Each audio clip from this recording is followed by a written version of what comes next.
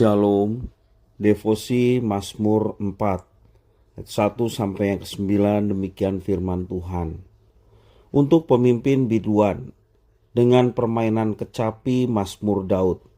Apabila aku berseru, jawablah aku ya Allah, yang membenarkan aku. Di dalam kesesakan Engkau memberi kelegaan kepadaku. Kasihanilah aku dan dengarkanlah doaku. Hai orang-orang, berapa lama lagi kemuliaanku dinodai? Berapa lama lagi kamu mencintai yang sia-sia dan mencari kebohongan? Ketahuilah bahwa Tuhan telah memilih baginya seorang yang dikasihinya. Tuhan mendengarkan apabila aku berseru kepadanya. Biarlah kamu marah, tetapi jangan berbuat dosa. Berkata-katalah dalam hatimu di tempat tidurmu, tetapi tetaplah diam. Persembahkanlah korban yang benar dan percayalah kepada Tuhan.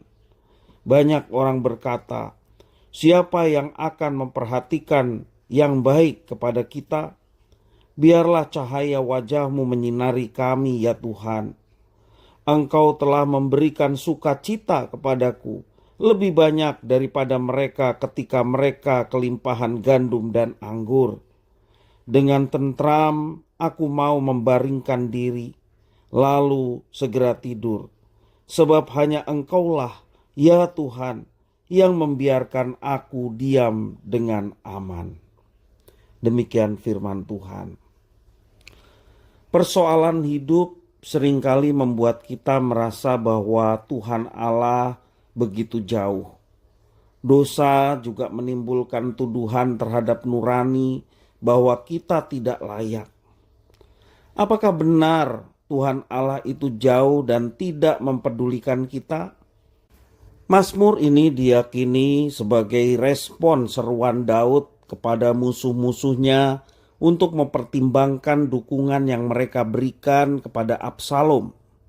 Mazmur ini menunjukkan kesetiaan Daud dan bagaimana hatinya berpaut kepada Allah.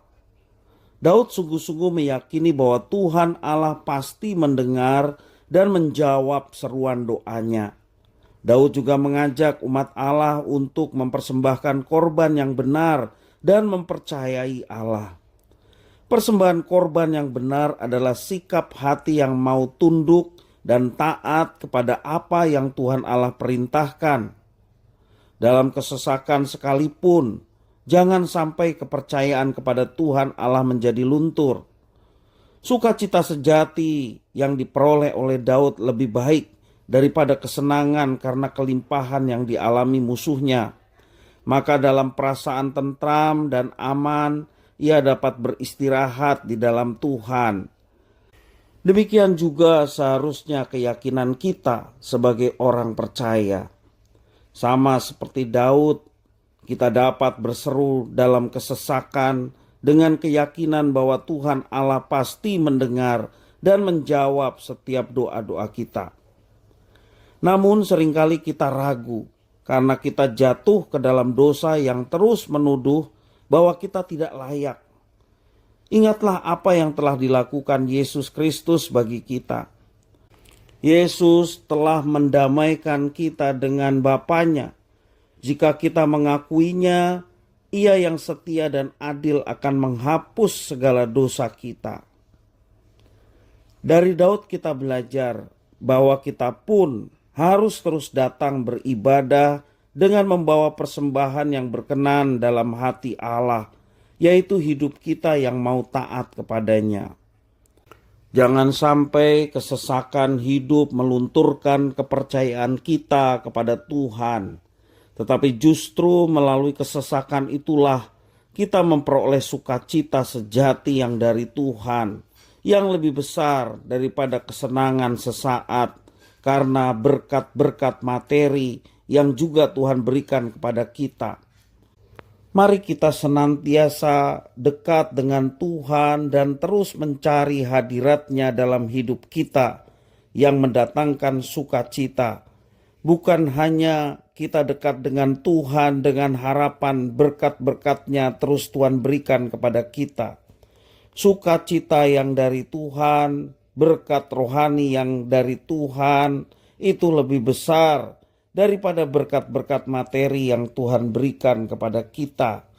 Dan kita meyakini kalau kita dekat dengan Tuhan dan terus mengalami sukacita, damai sejahtera, maka yang lainnya pun akan mengikutinya. Walaupun itu bukan yang menjadi utama, tetapi Tuhan tahu apa yang diperlukan oleh anak-anaknya yang hidup menyenangkan hatinya. Hanya kepada Tuhan Allah kita menemukan tempat peristirahatan yang aman dan tentram. Tuhan Yesus memberkati.